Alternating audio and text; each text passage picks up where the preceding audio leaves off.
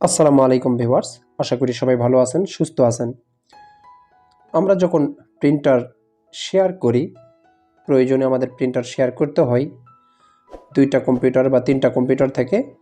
আমরা একটা প্রিন্টার দিয়ে প্রিন্ট দেওয়ার জন্য আমাদের প্রিন্টার শেয়ারিং করতে হয়, কিন্তু প্রিন্টার শেয়ার হওয়ার পরেও দেখা যায় যে প্রিন্ট হয় না। এবং প্রিন্ট কেন হয় না এবং এর সমাধান কি সেটাই এখন দেখব, সাথেই থাকবেন।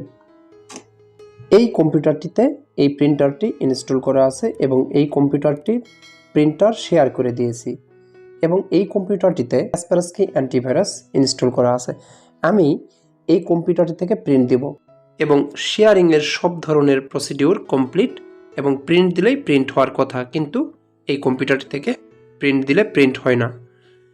যেই কম্পিউটারটিতে ইনস্টল করা আছে অ্যান্টিভাইরাস, অর্থাৎ যেই কম্পিউটারটিতে প্রিন্টার ইনস্টল করা আছে সেই কম্পিউটারটি থেকে কাসপারস্কি অ্যান্টিভাইরাস পোর্ট ব্লক করে দেয়। তো সেই ব্লকটি কীভাবে খুলতে হয় সেটা এখন দেখব। আমরা এই আইকনটিতে যাব এবং কাসপারস্কি রান করব। এখান থেকে সেটিংসে যাব, সেটিংস আইকনে ক্লিক করব, তারপর প্রোটেকশন এখানে সিলেক্ট করে আছে, ফায়ারওয়ালে যাব।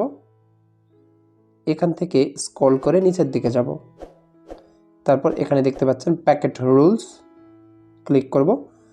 এখানে লোকাল সার্ভিস টিসিপি এখানে ক্লিক করব এবং এডিটে যাব। তারপর এখানে দেখতে পাচ্ছেন ব্লক করা আছে।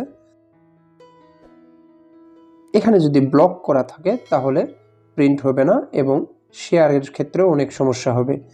তো এখান থেকে দেখতে পাচ্ছেন যে এই পোর্টগুলো ব্লক করা আছে। তো এই পোর্টগুলো ব্লক করার কারণে এখানে প্রিন্টারের যে পোর্ট আছে সেটাও ব্লক করা আছে। এখান থেকে যদি আমি অ্যালাউ করে দেই তাহলে আর ব্লকটি থাকবে না। এখন আমি সেভ করে দিব,